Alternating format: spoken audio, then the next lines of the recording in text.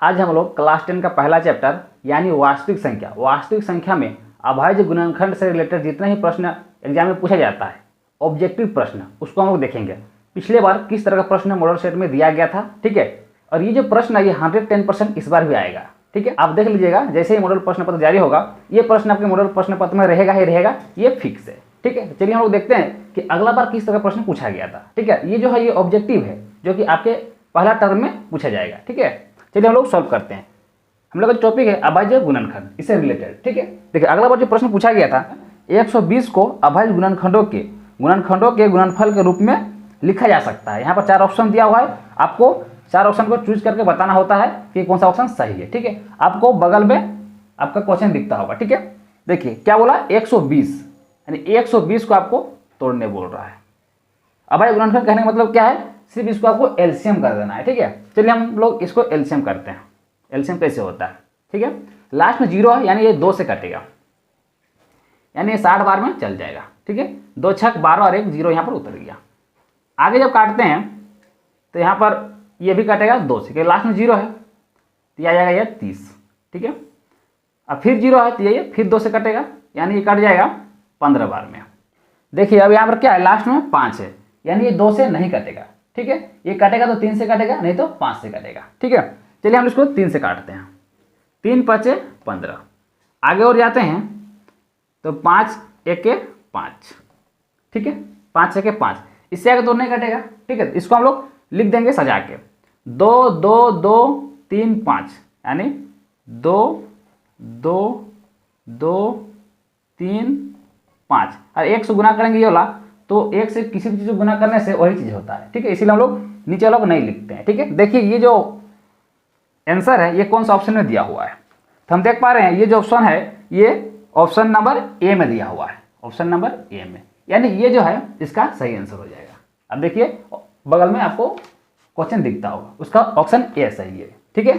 चलिए अब आते हैं हम लोग दूसरा प्रश्न में। देखिए दूसरा नंबर जो प्रश्न है क्या बोल रहा है कि 140 को अभाज्य गुणनखंडों के गुणनफल के रूप में लिखा जा सकता है, यानी 140 को तोड़ने बोल रहा है। 140 इसको हम लोग तोड़ते हैं। लास्ट में 0 यानी ये 2 से कटेगा, तो ये 2 7 14 और 1 0 यहाँ आ गया। फिर लास्ट में ये 2 से कटेगा, 2 से 2 3 6 1 बच गया, 1 और 0 10 हो गया, 2 5 10, 35 में कट गया। फिर ये 35 है तो ये फिर लास्ट में 5 है यानी 3 या 5 से कटेगा, तो 3 से देख रहे हैं कि नहीं काटने वाला है। 3 का रूल क्या कहता है, जब इसको जोड़ेंगे वो 3 से कटेगा तो पूरा 3 से कट जाएगा, यानी 5 और 3 क्या होता है 8। अगर जोड़ने पर 9 होता तो 3 से कटता, लेकिन यहाँ जोड़ने पर 9 नहीं आ रहा है, तो इसका मतलब ये 5 से कटेगा, ठीक है। 5 7 35, ये सब काटने का रूल होता है, ठीक है। अगर आपको नहीं आता है तब हमें कमेंट में अवश्य बताएंगे, मैं उसका भी एक वीडियो आप लोग को बना के दे दूंगा, ठीक है। देखिए लास्ट में 7 आ गया, आप चाहते से आगे एक बार और काट सकते हैं, 7 आ गया 7, लेकिन आप नहीं भी काटेंगे तो आपको कोई दिक्कत नहीं है। अब इसको क्या करना, आपको सजा देना है 2 2 5 7, 2 2 5 7, ठीक है। यही हो गया इसका आंसर। देखिए कौन सा ऑप्शन में ये दिया हुआ है, हम देख पा रहे हैं ये ऑप्शन बी में दिया हुआ है, यानी ऑप्शन बी इसका सही जवाब हो जाएगा। बहुत ही सिंपल प्रश्न पूछा जाता है जो अभाज्य गुणनखंड से रिलेटेड होता है, ठीक है। चलिए आगे देखते हैं और कौन सा प्रश्न अगला बार मॉडल सेट में आप लोगों को दिया गया था, ठीक है। अगला जो प्रश्न दिया गया था कि 156 को अभाज्य गुणनखंडों के गुणनफल के रूप में लिखा जा सकता है, यानी 156 आप तोड़ने बोल रहा है। 156 आप लोग पिछले ईयर का मॉडल सेट में देख लीजिएगा, ठीक है। सारा प्रश्न वहीं से लिया गया है, ठीक है। अब देखिए 156 को तोड़ने बोल रहा है, इसको तोड़िए। लास्ट में 6 है यानी 2 से कटेगा, चलिए 2 से काट देते हैं। 2 7 14, बच गया 1 और 6 मिलकर हो गया 16, यानी 2 8 16। फिर 8 है 2 से कटेगा, देखिए 2 4 6 8 0, ये रहेगा तो 2 से कटेगा, ठीक है। अगर लास्ट में अगर ये डिजिट है, देखिए यहाँ पर लास्ट में 8 है, देखिए 8 है ना, तो ये 2 से कटेगा, ठीक है, ठीक है।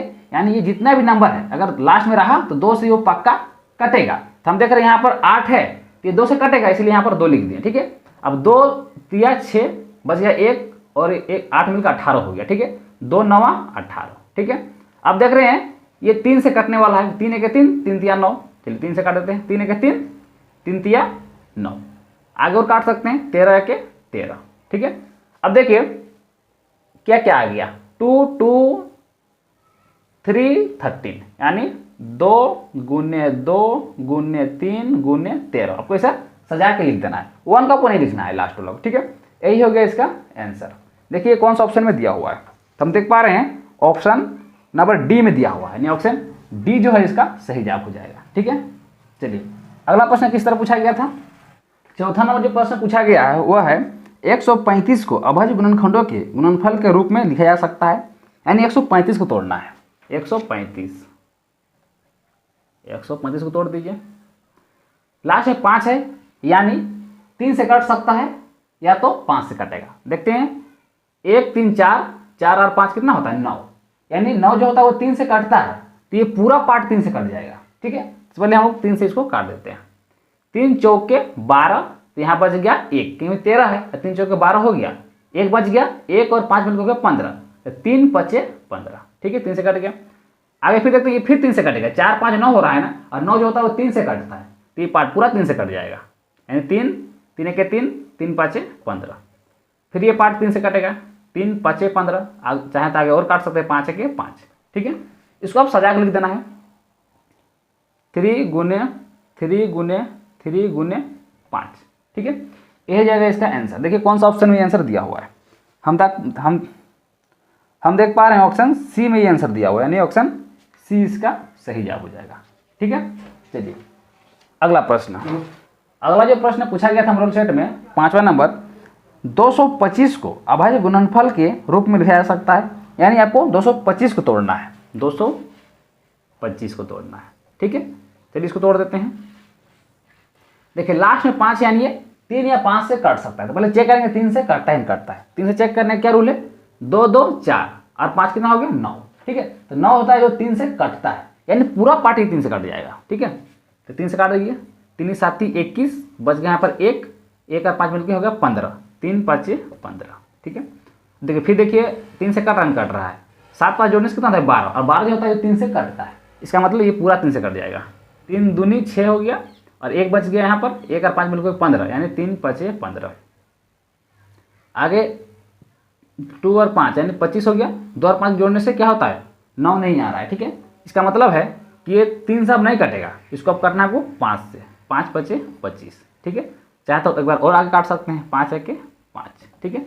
अब क्या करना है आपको, इसको सजा के लिख देना है, 3 3 5 5 1, 3 3 5 5, 1 को नहीं लिखने से भी कोई फर्क नहीं पड़ने वाला, क्योंकि 1 से गुना होगा तो वही पार्ट फिर हो जाएगा, ठीक है। देखिए ये ऑप्शन कौन सा नंबर में दिया हुआ है, तो हम देख पा रहे हैं ऑप्शन ए में ये नंबर दिया हुआ है, ए में। तो दोस्तों आप लोग याद रखना है, इसका आंसर और एक टाइप का लिख सकता है, ठीक है। इस तरह लिखेगा, 3 का पावर 2 गुने 5 का पावर 2, यानी देखिए 3 2 बार है ना, तो 3 का पावर 2 लिख देगा, 5 2 बार है नहीं, 5 का पावर 2 लिख देगा, ठीक है। ये भी इसका आंसर होगा, ठीक है। देखिएगा जो आप लोग एग्जाम लेने वाला है वो किस तरह का ऑप्शन डालता है, ठीक है। आपको उसके हिसाब से आपको आंसर देना होता है, ठीक है। मैं आशा करता हूं कि जितने ही प्रश्न यहाँ पर अभी हम सॉल्व कराएं, सारा प्रश्न आप लोगों को समझ में आ गया होगा, ठीक है। दोस्तों अगर वीडियो पूरा अगर समझ में आ रहा है तो वीडियो को लाइक जरूर करें, और अगर मेरे चैनल में पहली बार चैनल जरूर सब्सक्राइब कर लीजिएगा, ठीक है। चलिए हम मिलते हैं नेक्स्ट वीडियो में, तब तक के लिए थैंक यू।